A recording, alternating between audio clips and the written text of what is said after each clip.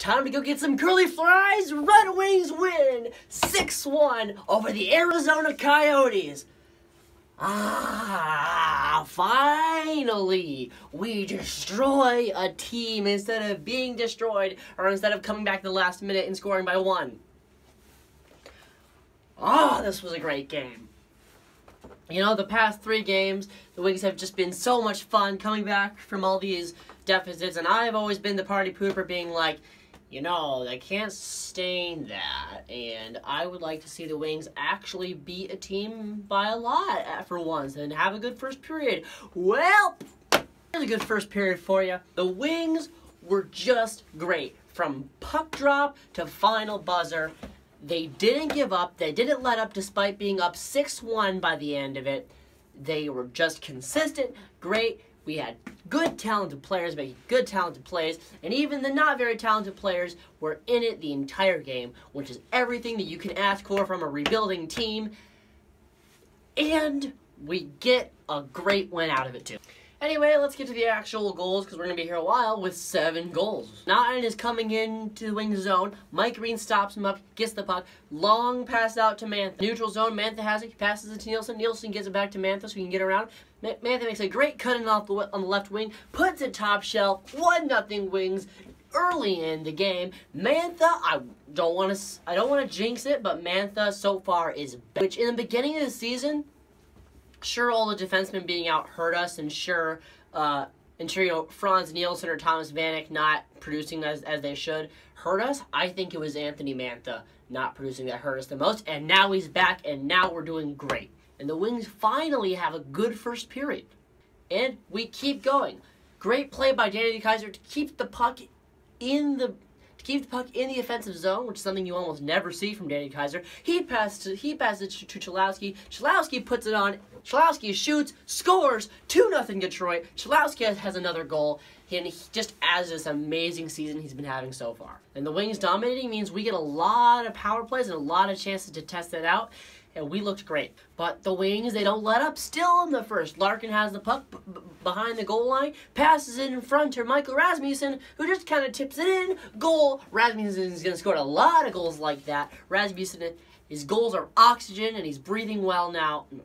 Rasmussen needs goals to succeed. It's just how he gains his energy. It's 3-0. And Rasmussen, I would say he's back too. Or, to be fair, he's a rookie. So Rasmussen's here. Maybe he's not back. Then, in the second, Christian Fischer scores on a 2-on-1, but it looks like it's way offside. No goal. No goal for the Coyotes. It's still 3-0. At the end of a good penalty kill, Justin Applicator taps the puck past our own blue line. Glendening is in all alone. He shoots at top shelf. He shoots the top shelf. He converts on one of his chances for once, and it's 4-0 Detroit. And it's 4-0 Detroit. We're out shooting the Coyotes. We're having a great game. You know, the young guns have been stepping up, but we really need the vets in too. And Glendening needed to bag a couple. With the amount that Blashill has been using him over the past season, Glendening needs to have some more goals. Applicator needs to have some more points. And you know what? They've been helping over the past couple of games. And to be fair, Howard was also good. He wasn't stealing us the game like Bernie and Howard have been doing for the past couple of games, but he was good. When the Coyotes had chances, he stopped them, which is all you can ask from your goalie.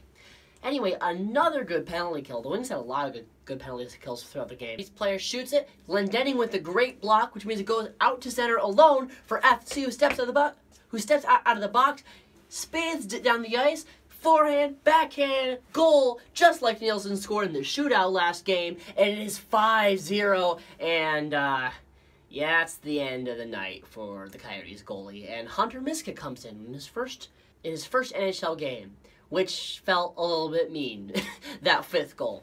And you know what? The 6th goal felt a little bit mean too. It was just Mike Green with a bomb, and that goes in. And it's looking like it's going to be one of those nights. There's another power play for the Coyotes.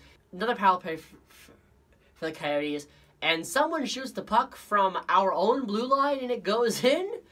which looks just so mean to this first NHL goalie.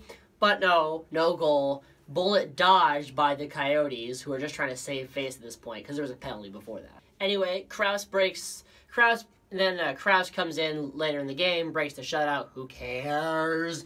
It's still 6-1. The game ends that way, and the Wings have won 7 of their last 8 games after the first 8 games after winning only 1 game out of the first 8 games. The Wings had a great game in this one too. We outshoot our opponent. We dominated the entire time. We never really took off the press. The Coyotes did eventually come back and get a little bit tied with us in shots, but that should be expected given scoring effects.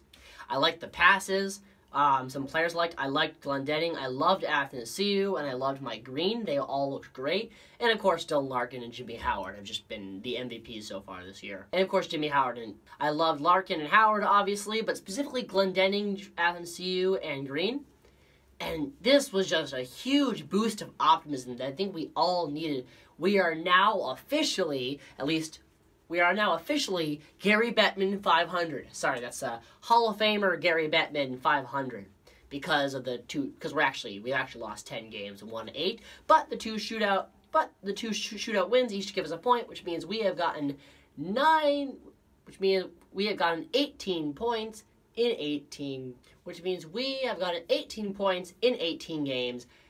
Everything you could ask for after the start we had in the beginning, after even what we were expected to be in general. Being 500 is very, very great. And my mood, this season has been so crazy to be a Wings fan because the mood changes back and forth. The beginning of the season, you're just kind of sitting there going trade every player for conditional 7th.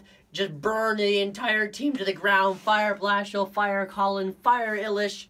Move this team to Ottawa. And now, fire Jeff Blashill, fire Ken Holland, fire everyone. Bring on it. Make Yannick Decars the new GM. And just complete pessimism.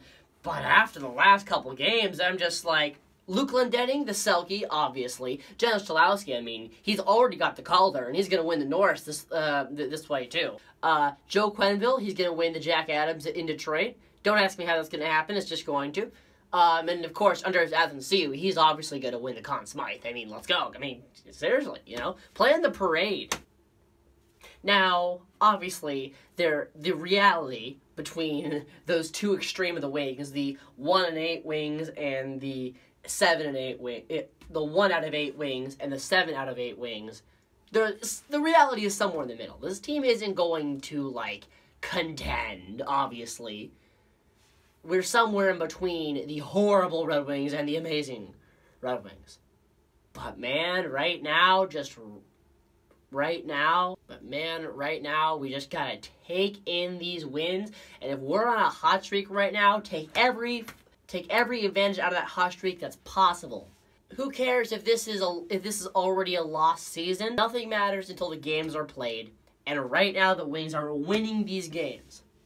Now I try not to be over optimistic because I feel like we're going to be disappointed for no reason. And we're definitely not in let's get really excited mode. But let me just put this in your heads. The 2016-17 Maple Leafs, who ended up making the playoffs, started their first 18 games were in their first 18 games they were 8-7-3, or only 1 point ahead of the Red Wings right now. I'm not saying we're going to make the playoffs. I'm not saying we have Austin Matthews and Mitch Marner and William Nylander and Morgan Riley and Freddie Anderson on our team. All I'm saying is that it's not stupid to think that we might make the playoffs if this keeps up, which is a major if, and we should not be expecting it to keep up. Like I said, a lot of those games before, we won just out of luck, or there were games where we just should have lost but won. But you know what? If we can have more games like this one, yeah, this season won't be a playoff season or a contender season like we've been showing after the past 7 games. This will be a fun season. If we can play like this for the rest of the season, I'll be much happier in the first 8 games, win or lose. Now, of course, I say that now, and when they go on their next 10-game losing streak, I'm gonna be pulling out my hair. But for now, let's just enjoy this. We can go to bed happy that the Red Wings are one of the hottest teams in the NHL. Our next game is going to be against the Ottawa Senators. So let's see if we can keep this going. We've actually dominated the Senators over the past year or two. So let's see if we can keep that up. I have been Jacob. I will see you next time. And 7 out of the last 8 games, guys.